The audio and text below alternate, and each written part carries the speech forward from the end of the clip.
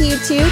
And if you're one of our friends over on TikTok, we see you. If you want to participate, hop on over to Zoom. You can find the Zoom link on our TikTok page or on our website, www.amputee-aid.com. Click Life Amplified and it will take you to the Zoom link if you want to participate, share your comments. But if you just want to hang out and watch on TikTok, that's great too. I'm Jennifer Payne. I'm the Executive Director for Amputee Aid. We are a 501c3 nonprofit based here in Pittsburgh area, serving folks all over the country. And if we can find some people outside the country, maybe we'll serve you too, who are living with limb loss or limb difference. This means if you're looking for help with your prosthetics, with your supplies, with insurance navigation, with healthcare resources, if you just want to socialize, if you're looking to go to a conference or anything else in between, or if you know someone who is, please reach out to us. We'd love to help you. All of our services are free. We just like to know about you and your journey so we can help you for a long time or a little time, however much you need. For those of you who are watching us live, we're going to mute all of you. And if you have a question and you can hear us, you can raise your hand or you can type your question in the chat. We will get to your question hopefully by the end of the day.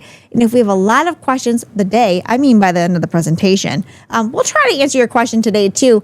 But if you have a question that's very specific, we might refer you to someone in your area. Now, a couple of other disclosures, and then we're going to get started with our guest attorney, Phil. We are recording our presentation. So for those of you who are live on Zoom, TikTok, this does not apply to you, but our friends on Zoom, just know that we are recording and we can hear your voices if you come off of mute. Your faces, we can see them. We can see all your nice graphics.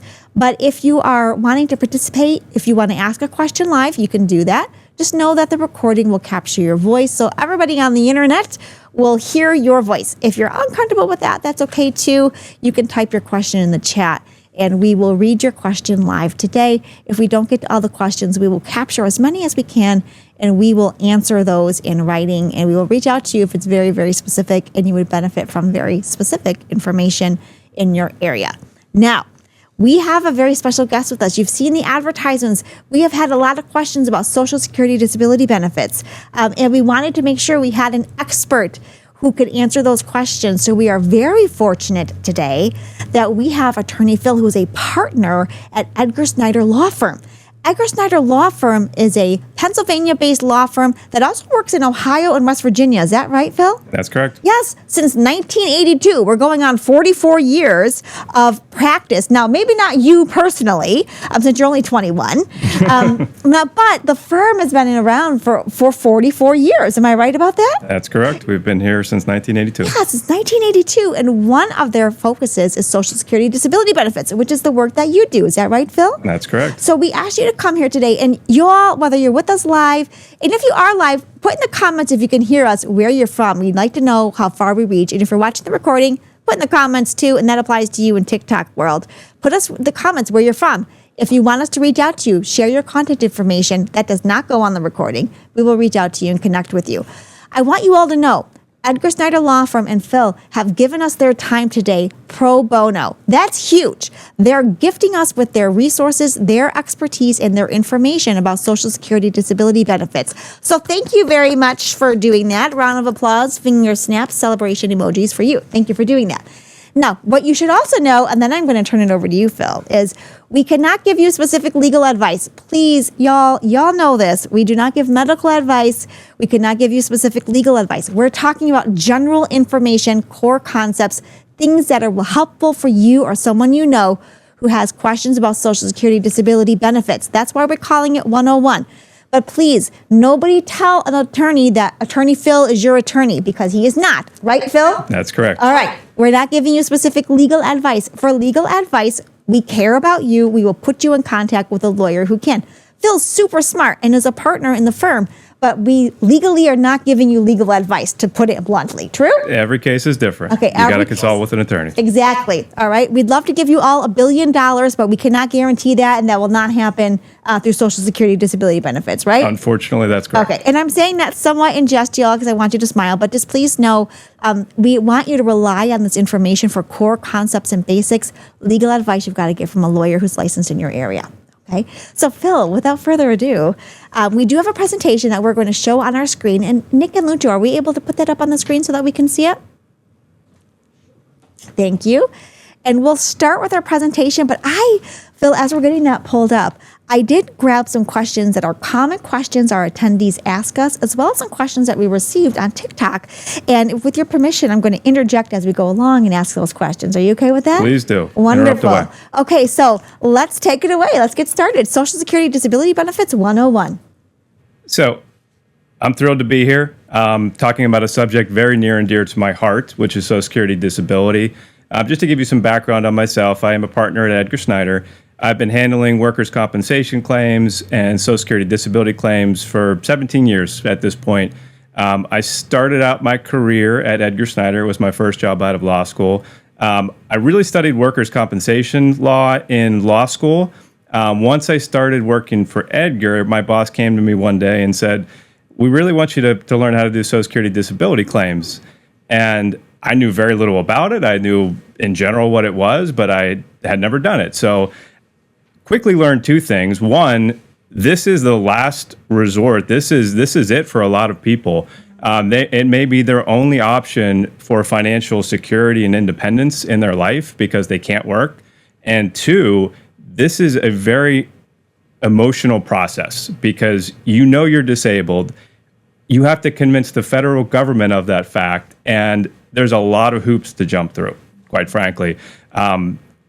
Learning what it takes to present these cases, what people are going through. It really was an eye-opening experience to the point where I really dedicated myself knowing how important this was to so many people. And it's been a major focus of my career ever since.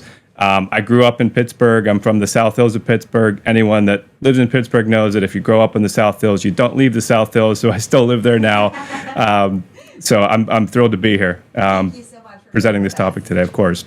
So my PowerPoint slides are not entertaining. There must have been a course somewhere that I missed. I don't know how to add graphics. I kind of just throw up information there. I'll try to give some stories and walk you through the process, let you know what you need to get prepared, what to expect, when to consult with an attorney, things like that. So please feel free to stop at any point if there's any questions. So let me just give a little bit of background about Social Security Disability. So it is a federal program. It's a federal safety net. It's the only one that provides direct financial assistance to disabled individuals. There's other sources, of course, that the federal government provides. This is the one that will send direct checks to you if you're disabled.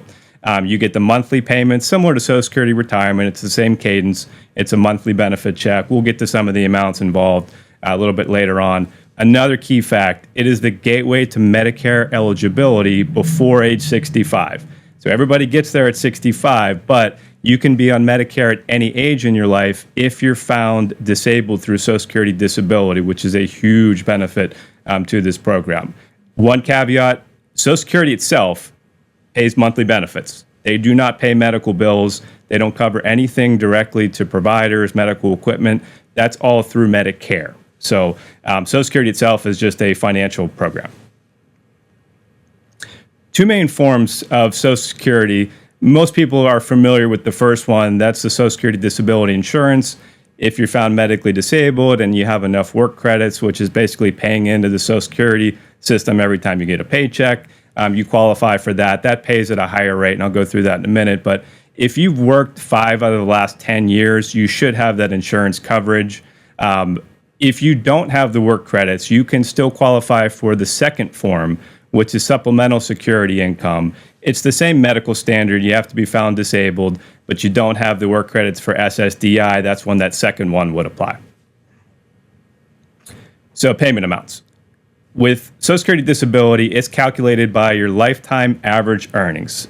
Don't ask me how they do that. It's a complicated accounting formula, and I'm an attorney. I don't do math. I couldn't tell you. Well, the only way you could find out is by contacting Social Security. They used to send out, I think it was a yearly form saying, here's what your benefit rate would be. I think they stopped that for financial reasons, but you can always find out from the government itself.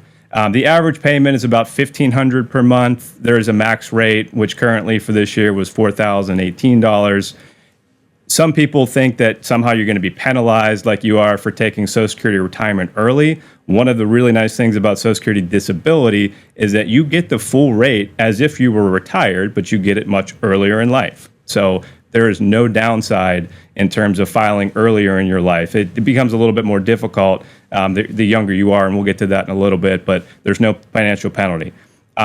If you have dependent children, your monthly benefit rate will increase. With Social Security disability, assets don't impact eligibility. You could have $1 million in the bank. If you become disabled, you're still eligible for SSDI. SSI, it's a totally different situation. So it's a set monthly rate. For 2025, for an individual, it's $967 per month, and there are strict asset limits. So if you have $2,000 to your name, that could be a car, bank account. There's a lot that they would consider. You have to be under those asset limits to qualify for those payments. Got it. Now, as we're going to the next slide, I see some people joining late, which is totally fine. Let's admit them, and let's put a note in there for our folks who are joining, just so that they know that we might have some audio issues and that we are recording so everyone can get the benefit of the recording, but we want them to stay to watch the slides, okay? Thank you very much. Okay, all right. Next slide. So who should consider applying? The first one's very obvious. You're disabled. You can't work due to a medical condition. What you need to keep in mind, that I've listed this here, this is not a short-term disability policy. This isn't to compensate you if you miss 6 months of work. You have to have a disability that is expected to last a year or longer. So you might not necessarily want to rush to file for Social Security disability if you're not expecting to miss significant time from work. The second situation, and this is a little bit more nuanced, but when you're working but you have a reduced earning capacity due to a medical condition, for 2025, the income limit per month is $1,620. If you're making less than that, you're still eligible for the full payment. Once you hit that $1,620 per month, then you're no longer going to qualify for Social Security disability no matter what your medical condition is. Some examples, if you're working part-time, 20 hours per week at $15 per hour, you would still be eligible. If you volunteer your time and you're not paid for it, Social Security doesn't count that against you, so you'd still be eligible. So, Phil, here's a question for you that we often get asked.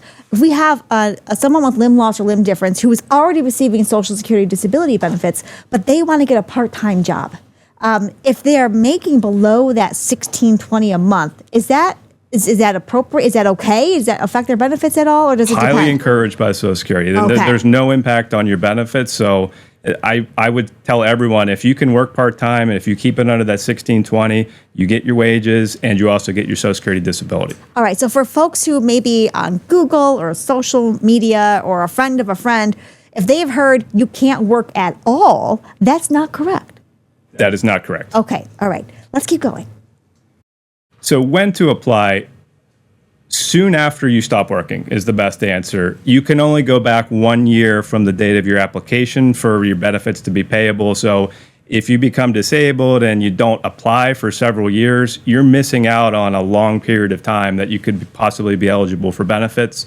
There are some cases where if you can't work, but it hasn't fully been developed by the doctors, they're still sending you for testing, it's not fully diagnosed. There are some situations where I would recommend that you wait just until there's more medical documentation, just so you have a better chance of being approved. When you stop working, ideally you have a doctor telling you and writing in their notes that here's your disability, here's your diagnosis. So it's all very clear. It all lines up to Social Security disability. That'll limit the questions that they have about why you stopped working. So prepping for an application, you're going to need, there's a lot of forms you have to fill out. So you want to gather all the information. So doctors' names, contact info. There's a list of medications that you'll be asked to provide, list of your diagnoses that you believe are disabling, past employment history, and they're going to ask you for specifics about all of those jobs. How much weight did you lift? How long were you on your feet? What were your general job responsibilities? And then some additional background information like your education history. If you have specific vocational training, they'll want to know about that as well. Importantly, you don't have to go and request all of your medical records when you first apply. Send what you have. It can be helpful, but you don't have to track those down because your providers are going to charge you in most cases to get those records. So sometimes they'll give it to you, but let Social Security do that legwork for you. You don't have to track that all down. Biggest piece of advice I give everybody in general, make sure you have recently seen your doctors for everything you're going to list. If you haven't seen a doctor for 5 years for diabetes, and then you list on your application that that's limiting you, Social Security is not going to be convinced. They're going to say, I don't see any recent treatment. We don't buy it. We're going to ignore it. Got it. Okay, good to know. Now, on this point, gathering information, getting that documentation, is this something where you would recommend a lawyer help you, or at that point, is the person able to gather that information on their own? Or maybe we're going to talk about that in a little bit. That's the next slide. Okay, good segue. All right. We are at a crossroads at this point. When you've made that decision, I can't work, I'm going to file, it's time. You'd have to decide early on, are you going to hire an attorney? Or you can also hire a representative that's not actually an attorney. There are different type of services out there, but some might qualify for free legal aid. I recommend that you check with the local bar association where you live to see if there's something available. Why hire? Why think about hiring a law firm or a representative? You're not going to miss deadlines. You're not going to miss forms. Everything will be documented. I can't tell you how many times I've heard from people that the Social Security Administration lost my documentation. I sent it to them. I faxed it. They say that they just never got it. If you have somebody professional doing this, there's a paper trail for everything that's done. They can't claim that they didn't get important forms. The representative will handle all communication with the Social Security Administration. It takes a lot off your plate, really. It's a very frustrating process. Having a guide gives you peace of mind. You know that things are being done right, and you can commiserate with that person as well, that you know what, this is ridiculous. Why is it taking so long? You have somebody that knows the ins and outs, and they can really walk you through it. Why not hire? You got to pay a fee. Yeah. So 25% on any back due money owed. I get this question all the time. Is it worth it to hire someone when I'm just putting in the initial application? And it's really what you feel comfortable doing. If you are good at filling out forms, you think you can provide all the information, and you're good at making sure you meet deadlines, you might not need an attorney, quite frankly. But if you're just not sure, if you want to give yourself the best possible chance, of course, you're asking an attorney who handles Social Security disability. Does it give you a better chance? I think it does. Yeah, Nick, can we go back to that prior slide for a moment? Because one thing that I was thinking about, why hire? Another thing is you will have someone who can set your expectations accordingly. You can have an expert who will tell you, yes, this is a normal response time. Yes, it should be taking this long, or no, it shouldn't. Instead of just asking the internet and getting 101 opinions that are not qualified or not reasonable, which is, I think, another benefit of having an attorney or someone who is a professional handling this for you, as opposed to doing it on your own. And so for the rest of you, yes, there was a cost, but I could probably YouTube how to change my oil in my car. I would not do it because I would mess it up. Now, that is a very simple example. So just keep that in mind. Sometimes the cost that you pay is worth it if you're going to have peace of mind, reasonable expectation, no missed deadlines. I think we have all heard someone say the Social Security Administration office didn't get my papers, or they lost it, right? We've all heard that. I bet some of you have even experienced that. So just keep that in mind. We're not selling lawyers, although we love Edgar Snyder Law Firm. It's just something you really want to take very seriously, just like you take your medical care and your mental health care seriously. Okay, thank you very much. I'll get off my soapbox for now. Phil, back to you. So medical documentation, what do you need to present to the Social Security Administration? So I have clients that call me and they say, listen, my doctor declared legally that I'm disabled. It's not that simple. Your doctors can help you in this process. It is not up to your doctor whether the Social Security Administration will find you disabled. There's no magic words. There's no specific form that guarantees benefits. The Social Security Administration will consider everything in those records, but they may not agree on what those opinions are. So what you really want to get your doctors to do, and this isn't really much up to you, but it does come up in conversation when you're talking to your doctors, to make sure you have these discussions about, here's what I'm dealing with day to day. Here are my limitations. And to make sure that they document those and put in writing that they agree that these are your limits. This is as much as you can do. And here's why. Here are the medical diagnoses. Here's what's going on with you. The more specific they can get, the better it looks to Social Security disability. If they just give you a form that just says you're off work, I can tell you Social Security disability is not going to say, sounds great, we're going to pay you. They're going to have questions about it. They're going to want to know, why can't this person do anything? Is there really nothing they can do?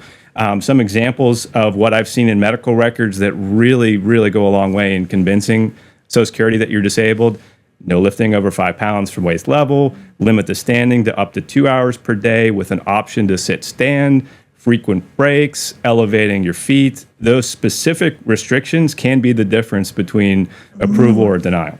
Got it. Okay. take a look at our next slide. So how to apply, there's a lot of forms, like I said, to fill out. It's form driven. There's a lot of paperwork. There are also a lot of options on how to do it. You can do it over the phone. You can do it online. You can do it in person. It just depends on what your comfort level is. I would shy away from doing it over the phone, quite frankly, because I don't know what someone's actually writing down. Right. You can start the application online. You can save it. You can come back. You can think about it. That's probably the way to go if you're able to do it that way, if that's comfortable to you. If you need help with the application, physically or mentally, I would recommend trying to do it in person. And this is all assuming that you're not going to hire a law firm. They'll do all this for you if you do. But if you want to do it on your own, those are the options. So frustration starts here. All right, you put in your application. You got all the paperwork. You dip through all the hoops. How long does it take? It's about 3 to 6 months for the initial determination. So Really? It's a long process every step of the way, and this is the first wait. The claim will be assigned to a local office. They're determining whether you have the work credits. They're not looking at the medical. They just determine whether you're possibly eligible. Then you get to the state level, DDS. They are the ones that do the medical determination. And what a lot of people don't realize about this process is you might have a great experience, you might have a terrible experience, and a lot of that might depend on who your case gets assigned to at the Social Security Administration. Some of them are more efficient than others. I won't say anything else about that, but that is what I see, is that you might be granted and it might be a smooth process, or your application may be held up for longer than the 6 months if someone's not looking at it. Can we pause there for a moment, Phil? Yeah. Because I think this is one of the reasons people have so many different opinions on the process. So you might, if you're online, we have lots of friends on our Facebook groups, someone might have a really horrible experience, and someone else might say, it was easy, we went through fast. Some of it is not who's, quote, more deserving. You might be similarly situated medically, but who's assigned to your case and maybe even what area of the country you're in. Is that true? That's absolutely correct, because that medical determination is done at the state level. So you don't even, usually there's not a ton of interaction with that person. So you might talk to the Social Security Administration, give them all this information, and you sit around and you wait for 3 months for anything to come through. They might also want to schedule examinations, take a closer look at it if they don't think they have the full medical picture. They might ask for vocational opinions. Oftentimes they do, to say, are there other jobs you can do? We'll talk more about that process later on. But this process is a lot of hurry up and wait. Now I have another question. It's not on the list. I'm going to throw you a curveball question. I hope that's okay. It's going to be a little bit like blue book essays from law school, maybe. What happens if you start your application in state A, but then you end up moving to another state while it's under review? Do you move your whole file? Does it stay with where you were originally assigned? It depends on how far into the process you are. You can leave it at the level it's at, and they're usually willing to do that. If you want to officially transfer it, you can. With the way that the practice works, and I'll talk more about this later, but it's a virtual hearing these days. There's sometimes phone hearings, but it's not as location dependent as it once was. So it's really not a big deal. If you move during the process, don't let that factor into whether you want to move. Let's put it that way. Okay, thank you very much for answering that question. Okay, let's keep going. So, all right, what happens? All goes well. You get approved. Excellent. All right, so you get the notice of decision. It says, congratulations, you've been approved. The next one is my favorite document. The best part about this whole process is the notice of award. Yay! That's the one. That's the golden ticket. So you get the amounts, you get dates, all the details. It should outline your Medicare eligibility as well if you're eligible right away. There is a 5-month waiting period. So monthly benefits are not payable until you get to the 6th month after your disability begins. So by that time, you're probably going to wait 6 months anyway before you get your decision. So it does impact you. If you're waiting for a back due amount, you might still have one owed depending on when you applied compared to when your disability began or how long you waited for that approval. But there would, if they owe you benefits, there will be one makeup check that comes to you, and then you'll receive the monthly benefits after the waiting period. Medicare eligibility. So that starts 30 months after the onset date, which is 24 months after the payments begin. So there is a wait between when you're granted Social Security disability and your Medicare eligibility. Once you get on it, though, you have it, and we can talk more about how long you might have it even if you go back to work. But Medicare starts 30 months after, so 2.5 years you have to wait. I know there's going to be questions about what does Medicare cover. So it's the normal Medicare coverage. So they do cover prosthetics, assistive devices in general, other medical equipment. There is a 20% coinsurance charge for medical devices such as those. There are Medigap programs, supplemental coverages you can pay for to help cover those costs. But Medicare, you have the typical Part A, Part B through Social Security Disability, and then it's up to you where you go from there. Got it. Now, if you turn 65 during that 30-month waiting period, is any of that waiting period relevant at that point? You just automatically become eligible. So 65. You don't have to wait any longer. Got it. Okay. What else? So if approved for SSI, this is the need-based program. So there's no 5-month waiting period. You're entitled to benefits the first full month after your disability begins. You don't get Medicare coverage, though. You should automatically qualify for Medicaid, and Medicaid starts immediately. So you get less, but you don't have the 5-month waiting period, and you don't have to worry about that 30 months to get medical coverage. You'll have it right away. It won't be Medicare. It'll be the state-run Medicaid.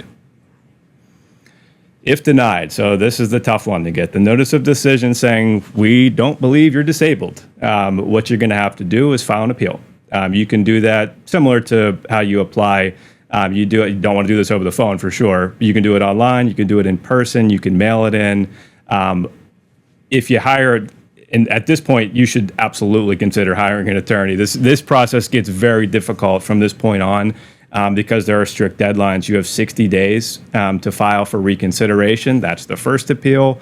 It's called a fresh review. I don't know how fresh it really is. It seems to be just the same decision as the original. Now, if something happens in between when you're denied and during this reconsideration process, let's say you have another major surgery soon after you're denied, that might be the grounds for them to say, you know what, we have reconsidered. We agree you're disabled. You do have to go through that reconsideration process before you get to the final stage in this process, which is the hearing with the administrative law judge. Again, once you get that reconsideration decision, 60 days hard deadline to file that appeal. If you miss the deadline, you're back in line. You got to start over from square one. You can reapply, but you're going to be back to waiting a long time just to get back to that same place. So very important that if you get denied, you got to act immediately.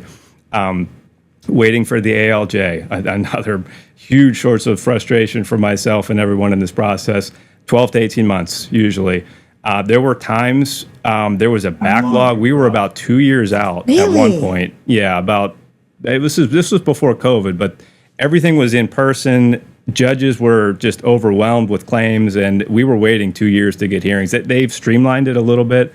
Having a virtual hearing has definitely helped. There was a point where they were pulling in judges there was a center, I believe in Virginia, that was just backlog. They would just schedule hearings, try to get the docket cleared.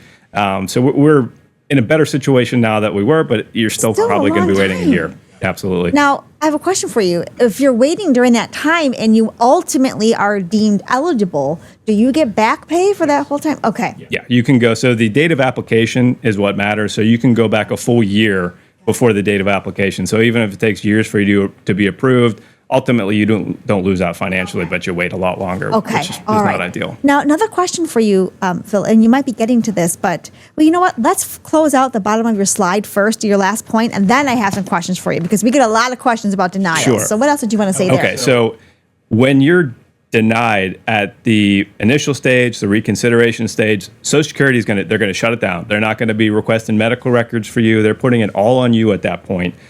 So either yourself, if you don't want to hire an attorney, which again I don't recommend, or your attorney, your representative will be responsible for requesting all of the records and providing all the updates to Social Security Disability in anticipation of that hearing. All right. So common questions around denial. The first one is that everybody gets denied the first time. Is that true? That is not true. Okay. No. A lot of it depends, and I have another slide about who has the best chance, when did they actually deny, why did they deny, but it's not 100% everyone gets denied. There are certain claims where Social Security reviews it, you get a decision 6 months later saying you're qualified, you're good to go. It really, again, it might depend on who reviews it, it might depend on where you live.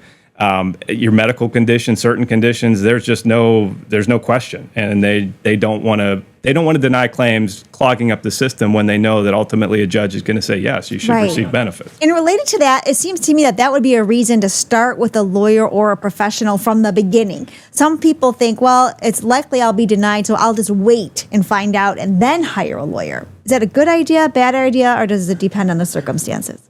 I would say it's always a good idea to at least consult with an attorney, given your situation, to find out, are there certain things I can do to increase my chances? What am I just going to get denied anyway? Am I going to head for a hearing and that's just the end of it? You want to give yourself the best chance to not have to wait for that hearing. That's really the key, is that providing updates, providing paperwork, making sure that everything is documented so you don't have to go through double denial and then wait for the hearing. Attorneys can help with that process. There's not a whole lot of room for us they don't say, okay, give us all your arguments as to why, but we make sure everything is documented and all the records are in so that you do have the best chance of getting approved without this big long fight. All right. And the final question on this topic is, if you could help folks visualize who maybe have never been through a hearing, what a hearing is. Is this like My Cousin Vinny style, where they're, under oath, testifying, like gotcha moments? Are they on a Zoom screen? Does it depend? Like, kind of help folks visualize. If you get to that point where you've been denied twice and now you're with an ALJ, a judge, and you're testifying, what does it actually look like in real life?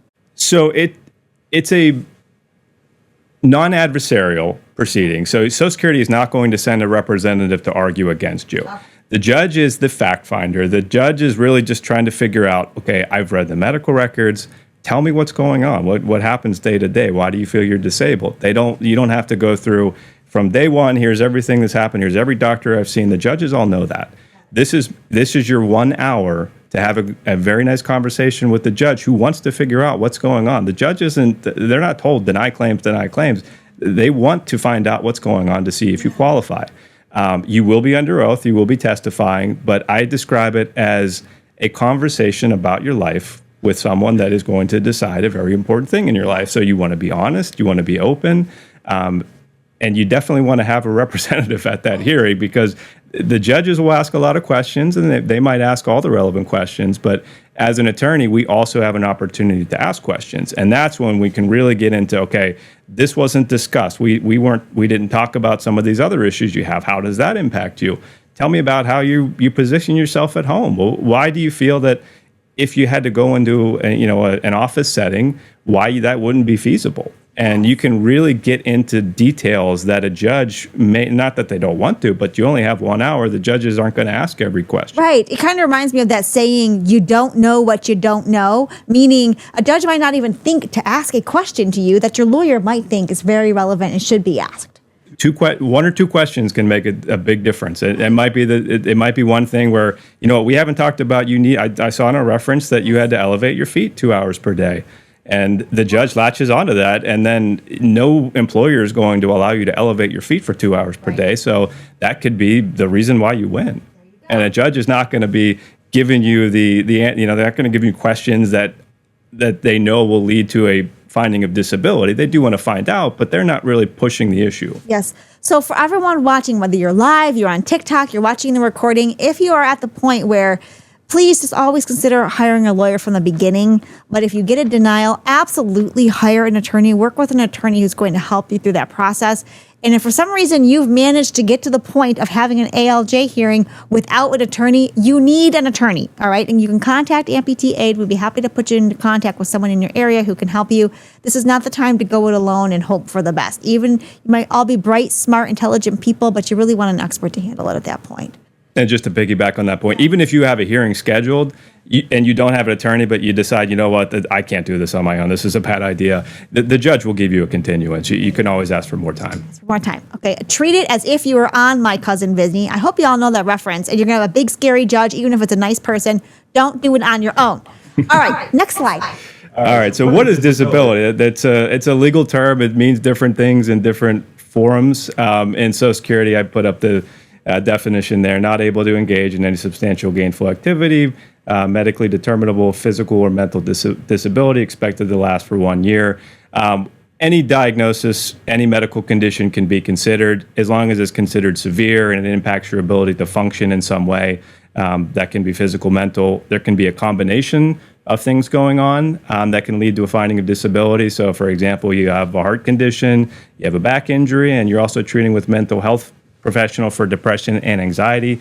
The judge and Social Security Administration will consider all of those as a whole rather than just looking at one specific diagnosis. There is a certain list, and they're called listings, of specific medical conditions where you automatically consider disabled. End of story. The next slide will kind of detail. I know our audience will probably want to know for specific amputations. So here are the ones that automatically qualify: amputation of both arms, amputation of one leg above the hip, amputation of a leg below the hip, and an arm. You need some additional issues going on that you basically can't have a functional prosthetic, or you have issues with your other arm. Amputation of one or both legs below the hip with complications, again, tied to whether a prosthetic is functional and you can use that, or if you need to use an assistive device, you have a better chance of meeting one of those listings. Ongoing surgical management for limb salvage and replacement. If that's going to be an ongoing process for a year, I know doctors do everything they can to keep your body parts intact. If that's going to be an ongoing thing, you can meet a listing if that's going to last for a year as well. Got it. So for our audience listening to us live or watching us on a recording, for example, if you are a below-the-knee amputee who's using a prosthetic and have had no impact on your ability to work, then you would probably not, we're not giving legal advice, probably not qualify for Social Security disability benefits. Is that true? So are you asking if they are working or no? Below the knee, using a prosthetic ably, and have had no effect on your work, you're not going to qualify for Social Security disability benefit. That's correct. Yeah, if you're working above the $1,600 per month, you're no matter what your condition is, you're not going to qualify for benefits. Okay, good to know. So, but that doesn't mean that that everybody will not qualify. Obviously, you're going to want to look at the schedule and talk with a lawyer about what makes sense and around your specific circumstance. But I think there's often a myth that every amputee qualifies because they might be a, quote, disabled. If you use that term for yourself, disabled person does not mean you're automatically qualifying for Social Security disability benefits. Those are two separate concepts, okay? All right, let's keep going. Couple of other listings that are possible. So major limb difference, Social Security calls it dysfunction of a major joint. That can qualify if certain criteria are met. There's a lot of them, so I won't go through them. But one of my major disagreements with how Social Security is organized, amputation of one arm does not automatically qualify as a listing, which I think is absurd. It's the same burden as any other medical condition. How does the amputation of your arm impact your functional capabilities at work? To me, that should be a listing, but it's not automatic. Okay, good to know. So age is a huge factor in your chances of being approved. So if you're under 50 when you apply, the burden is very high. You essentially have to be found totally disabled from any jobs as they exist in the national economy. It's a high burden. People still get there. It is possible. It's very case specific. You're probably going to be denied at the initial stages just based on your age. That's what I see. Not to say everybody will, but that seems to be where the Social Security Administration says you got to prove it in front of a judge. Between ages 50 and 54, sedentary limitation should be enough. I'll go through what that means, but basically you can't lift more than 10 pounds. You have limitations on how long you can be on your feet. You're talking about a desk job, essentially. 55 or older, the burden gets a little bit easier. Even if you're restricted to light duty, that should be enough to qualify for benefits. So past work history, Social Security used to look at 15 years of your work history, and they realized that that's just going back too far. That's ancient history. So they now look back 5 years, and it's made a big difference in how these cases are handled. They'll categorize your jobs. If you did a job that was sedentary in your past 5 years, it's harder to get on Social Security disability. Same with light duty. When you get to the medium, heavy, very heavy, the judges in Social Security disability are not going to say, yeah, you can go back. If you have any diagnosed medical condition that a doctor says is disabling, they're probably going to agree that you can't do very heavy work. So why are claims denied? So one, condition is not severe or not expected to last a year. I don't see that one too often, but I do see it sometimes. You can perform past work over the last 5 years that you've done. Again, not a big driving force for denials. The third one is the major reason. So Social Security will hire a vocational expert in the case. And the reason being, they're going to ask this person if someone of the same age, education, and work history as the claimant had certain limitations, would there be other jobs out there for them to do in the national economy? Now, that doesn't mean there's a job 2 miles away from you. That means there might be a job out in Oregon if you're on the East Coast or vice versa. They're looking, it's a national federal system, so they're looking at the entire country.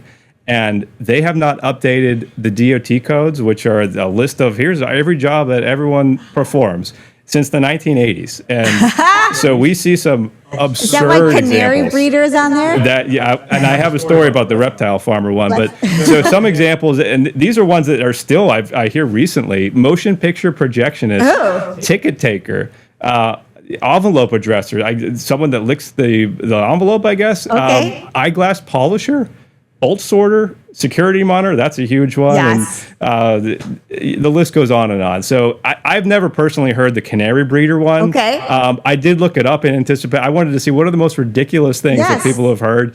Canary breeder came up, and they have recently taken that off. There was a list of, I think, 100 jobs that it was a mockery. It was people were just, you're going to deny my benefit? You think I'd be a canary breeder? Yes, That's ridiculous. exactly. So, reptile farmer. All right. So I had a hearing one time. This was probably 10 years ago, where we had a very emotionally charged hearing. I had a very tough steel worker who had an injury and wasn't able to go back. So we go through this. He's pouring his soul out to the judge, going through it. Here's what I'm going through, and it's really tough to talk about this. So we get through this really difficult hearing, and we get to the vocational expert. And we get through one of the hypotheticals. It was, can this person do light duty work? So the first two were bolt sorter, security monitor, and then the judge, okay. And then the third, judge, I think reptile farmer. And so my client at this point, like, I think he just had a lot of pent up emotion. He busted out laughing, and I couldn't help myself. I did too. And then we were laughing so hard that the judge did. And eventually we stopped laughing, and the judge said, sir, we can't count that one. Yes. You have to give us a different example. I don't know where they do reptile farm. Maybe in Louisiana? I don't know. Really? But not in what is it Pennsylvania. for? Is it for like your reptile boots, or is it for pets? What is it? I couldn't and how tell is it you. different than a reptile breeder? I don't know. I wanted to ask, but the judge wouldn't even let me, so we moved on. What's interesting about this, Phil, is since it hasn't been updated since the 1980s, then that means there are no job codes for like AI programmer, AI tester, all of those desk type jobs that people might actually be able to do. Correct. None of that's in there either. The vocational experts can try to put, here's what it sounds like, and under DOT code from the 1980s, it sounds like this, but times have changed. The DOT codes really need to be updated. So that code has basically not been updated since Edgar Snyder Law Firm was founded in the 80s. Probably about the same time. Interesting. All right. Some of y'all on our Zoom and TikTok were not even alive when this thing was started. All old people like me were alive, but that's still really old.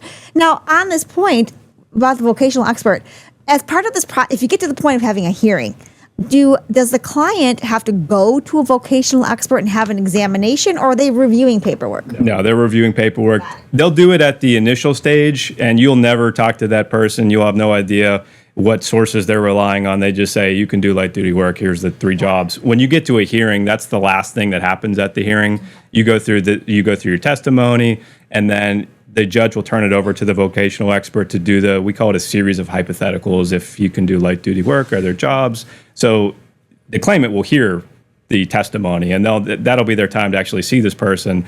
With light duty, I could tell you they're going to find jobs out there unless the judge adds certain limitations that really wouldn't even qualify as light duty work. Usually the judges will ask questions, even if it takes 3 or 4 of them to get to a finding of no work. And then as long as the judge says, okay, those are your true limitations, you'll be granted benefits. Got it. Okay. What else have we got to share? So as we talked about, it's a virtual practice. Since COVID, we've switched to Microsoft Teams. You do have the right to request an in-person hearing, but guess what? You're going to be waiting longer. So most of our clients elect to do Teams. I think people feel more comfortable at home anyway. I think it's more relaxed. I prefer it that way. Download Teams, get familiar with it before the hearing if you're not already. The ALG can be from anywhere in the country, like we talked about. Generally, they're usually one of the more local ones, but you really never know for sure who you're going to get. So hearing day, we talked a little bit about this. The judge will review the evidence, basically the medical records, all the forms that have been submitted. If you have an attorney, usually, and I know my firm, we'll submit a pre-hearing brief. It just outlines what our theory of the case is, why benefits should be granted. There'll be an opening statement from the attorney usually, and then testimony from the claimant, the judge, and counsel will be able to ask questions, and then we get to the vocational testimony and hypotheticals. Like I said, it's not an adversarial procedure. They're not going to be saying, oh, that, here's our evidence showing why you shouldn't get benefits. It's really just to figure out what's going on with this person. The ALJ is not bound by those initial determinations. It is truly a new decision, not based on anything that anyone else said. Another wait, 1 to 3 months after the decision to get that decision. Okay. So duration of benefits. How long can you be getting Social Security disability? For a lot of people, it's their entire lives until they convert to Social Security retirement, which is when you reach full retirement age, is around 67 right now. You get payments until you return to work, making, like I said, $16.20 per month. Once you get above that threshold, they'll stop the payments. There is a program available, which Social Security loves it when people take advantage of this, because they allow you a 9-month trial period to return to work. And if you are not able to make it past that 9 months, there's no interruption of your benefits. In fact, during that 9 months, you could earn wages over $16.20 per month and still collect the full Social Security disability amount. So they really want to encourage people to attempt to return to work. And in doing so, they'll allow that 9-month period to see if it works. And if not, then you're right back on Social Security disability. What some people don't realize is Medicare eligibility continues even after you go back to work. I have some clients that really they're on Social Security disability. It ends, they go back to work, and they're on Medicare for another 7 to 10 years. Some of them don't even realize that they're still on it. So that does continue. I don't know exactly when they cut you off. It's really hard to determine, but it lasts for years in a lot of cases. So another way, if Social Security does a disability review, they might later determine that you're no longer disabled. It's not common that they even look at them if you're over 50. Sometimes if you're granted benefits when you're in your 30s or 40s, they might take another look at that at some point, and even the judge might say, I'm going to grant benefits. However, I'm recommending an early review in 2 years so they can look at your medical records, make sure you still meet the definition of disability. So for older individuals, it's really not something to worry about. And is that decision made by person? So there's no specific rule that you must be reviewed every 5 years or 2 years. That is on a case-by-case basis. Case by case, usually at the judge's request. I don't randomly see Social Security saying you're under review.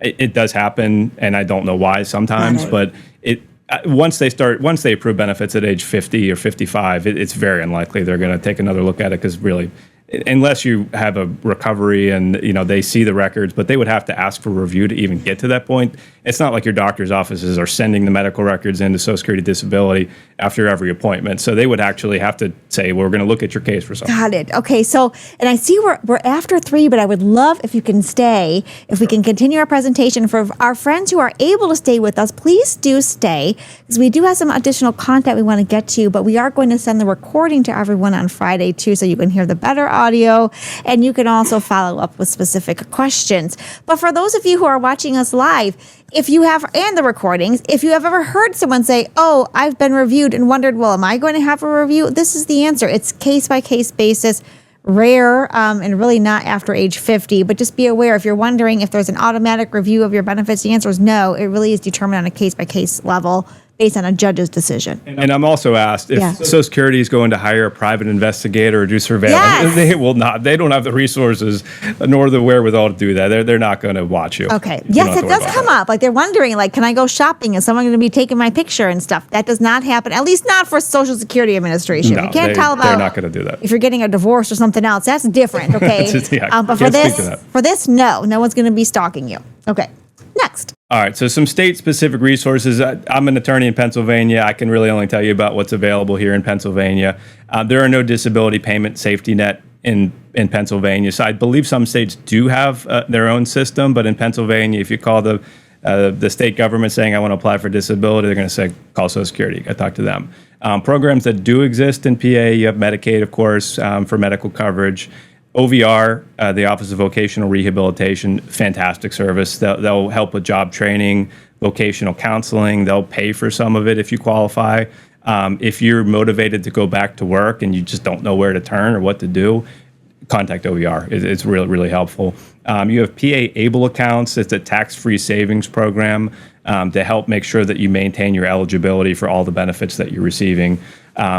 Disability Rights Pennsylvania, it's a nonprofit that can help with legal assistance, guidance on accessing benefits. Again, if you don't know where to turn or what might be available, really good resource. There is a state supplemental payment system for SSI recipients. So that is a possible extra benefit from the state if you're on SSI. Yeah, and for our friends who are in different states, if you are looking for resources similar to these that we have in Pennsylvania in your state, you're welcome to contact us and we can put you into contact with a resource in your state. And so hi to our friends who are able to stay with us after our time. Thank you very much. Even if you're just listening as we do our recording. Is there anything else that you want to share about your presentation? Because I do have a couple more questions from our friends on social media. And I think that covers it for me. Hopefully that wasn't too boring. No, it was actually really insightful. And I think it's good to hear the basics, but also to address as we're going along some of the common myths we hear, like I can work, I can't work, how much can I make? That 1620 threshold per month is really helpful to know. And also, if there's any takeaway I want you all to have from our presentation today, it's thank you, Darlene and Valentin, for your emojis, and Peter as well. It's that you should always, always, always talk with a professional. Do it right the first way. But we did have a couple other questions that I wanted to ask you. One, we talked about working while you are receiving benefits. What about volunteering? Is there any prohibition on volunteering some of your time, even though you're receiving Social Security disability benefits? No, absolutely no limit. You can do it as much as you want. Now, if your volunteer work is you're lifting heavy things. Yeah. I mean, and Social Security hears about that. They might have some questions. Why do you volunteer, but you can't work? But they're not. Financially, it's not going to be held against you. Okay, all right. So if you want to volunteer at your favorite nonprofit, Amputee Aid, or another one, sending out mail, doing emails, doing some peer mentorship, that's not going to preclude you from getting benefits because they're really looking at your work that's generating an income for that $16.20 a month, not the volunteer time that you do, unless you're using that as a scapegoat for getting around the rule, right? Now, another kind of curveball question: Are you, from your perspective as an expert, are you concerned at all about any changes in federal legislation, anything that people should be worried about with the current government? This is not a political conversation, no matter what your politics are. We've seen a lot of things changing at the federal government level. Are there any things that you've kind of seen or have heard about maybe coming down the pike that we should be worried about? There is one issue that seems to be coming up, and quite frankly, from both sides of the aisle. Social Security is not running out of money, but they're not going to have full funding in, I think, 10 years if they don't make changes. One of the proposed changes that I've seen is to do away with the grid rules, which are if you're between 50 and 54, over 55, the rules become a little bit easier. I've seen suggestions that they do away with those limiting of the burden. So you would have to be found totally disabled no matter what age, because the rationale is, well, people are working longer and they shouldn't get Social Security disability in their 50s. It's just such a bad idea. There's so many people that legitimately cannot work. And if you say that you have to be totally disabled, even though you're 55 years old and all you know is construction work, and you lose that because of an injury or a medical condition, you should be receiving Social Security disability benefits. That's the whole point of the system. And I really hope that doesn't get pushed any further. There has to be a better solution. I hope so. And not to make a joke out of this, but how many reptile breeders or reptile farmers are we going to have, right, as a result of this potential change in the law? And hopefully it doesn't get that far. So again, another great reason where if you're contemplating filing, if you're not sure what your rights are, what the rules are, please contact an attorney. Now, if we have folks who are here in Pennsylvania, Ohio, or West Virginia, where Edgar Snyder practices, how could they get a hold of your law firm? So edgarsnyder.com. You can also call our main number. It's 412-394-1000. We have intake specialists available 24/7. Give us a call. Great. And I see we have a comment there. If for those of you who are remaining after our time, if you have questions, now is the time. But otherwise, Nick, can we see what comments we have? Are you able to read them for us? And otherwise, you are welcome to contact us after info@amputee-aid.com, and we'll pass those questions along to the appropriate person, whether it's Phil or someone in your area. audio issues. Yeah, so thank you. We're going to send out the recording so you all can hear this. And again, thank you for sticking around at least and giving us your time while we were getting through the slides. Now, for those of you on TikTok, on our recording, or if you can still hear us live, please come back next week and the week after. We are doing giveaways because it is the end of the year and it is holiday time. We will have giveaways. We're doing raffles next week, December 17th at 2 o'clock Eastern time on Zoom and TikTok. And the week after, which, yes, is Christmas Eve. And I said when we got started, maybe you didn't hear it because of our tech issues, we will be Zooming for a little bit on Christmas Eve. If you just want to pop by and say hi for a moment, see my childhood bedroom and my dog, and we'll have our ugly Christmas sweater parties on. If you're not a Christmas person, wear your Hanukkah stuff, your Kwanzaa, your Festivus for the rest of us, whatever it is, and just come by and say hi because we're doing lots and lots of giveaways for the end of the year for folks who attend live. Next week, Wednesday, December 17th, 2 o'clock Eastern time on Zoom and TikTok, we are talking all things travel for folks with limb loss or limb difference with a travel agent from Sparkle Travel Journey who will be with us live to talk about the things you need to know, how to work with TSA Cares, what cool spots there are that are accessible for amputees in 2026, and we'll be doing some giveaways. So come back next Wednesday. Until then, thank you if you stuck around. Enjoy the rest of your week and the beginning of next week. And as always, thank you for giving us some time at Amputee Aid. Together, we can restore hope and reclaim lives. Take care of yourselves. We'll see you next week.